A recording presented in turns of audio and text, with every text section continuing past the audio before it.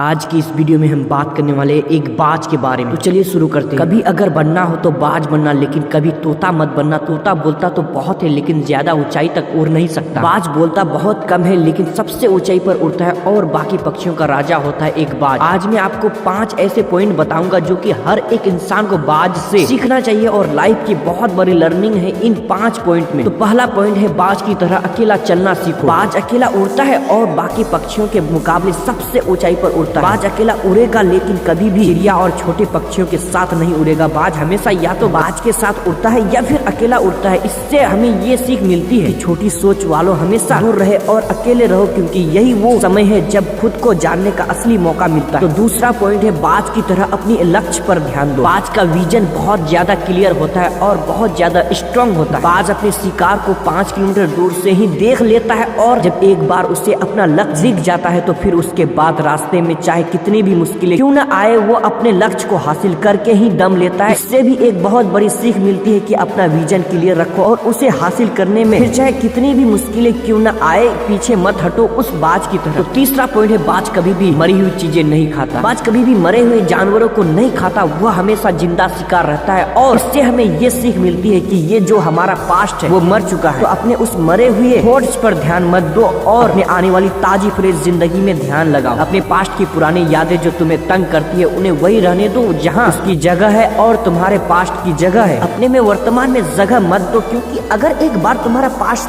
तुम्हारे प्रेजेंट में आ गया है तो तुम्हारा पास्ट तुम्हें कभी तुम्हारे प्रेजेंट में नहीं रहने देगा। पास्ट में तुम्हारे साथ कितना भी बुरा क्यों ना हुआ हो, वो सब यादें और थॉट्स मर चुके हैं और उस बाज की तरह बनो जो कभी भी मरी हुई चीजों को नहीं सिखाता। तो चौथा पॉइंट है मुश्किल समय में डरो नहीं। जब आंधी तूफान आती है जो बाज बहुत ज्यादा एक्साइटेड हो जाता है। जब बारिश होती है तो सारे पक्षी छिप कर बैठ जाते हैं, लेकिन बाज को बहुत मजा आता है। जब तेज हवाएं चलती है तो बाज उन हवाओं के सहारे और तेजी से ऊपर की ओर उड़ता है और ऊपर उड़ते उड़ते पहुंच जाता है। और इससे भी एक बहुत बड़ी सीख मिलती है कि मुसीबत में भी मजा ढूंढो। और नेपोलियन हिल ने एक बार कहा था कि हर बड़ी चुनौती अपने साथ में एक बहुत बड़ा अवसर लेकर आती है। तो उस बाज की तरह तुम भी अपने अवसर को पहचानो और जिस दिन उन अवसरों को पहचान लिया फिर सारी मुश्किलों तुम्हारे नीचे होगी और तुम उन मुश्किलों के ऊपर होंगे। तो 5वां पॉइंट है कंफर्ट जोन से बाहर निकले। बाज अपने घोंसलों से सॉफ्ट घास को हमेशा निकाल देता है ताकि बाज का जो बच्चा होता है वो उससे कंफर्टेबल ना हो सकते, क्योंकि अगर वो घोंसले में कंफर्टेबल हो गया तो वो वही रहना पसंद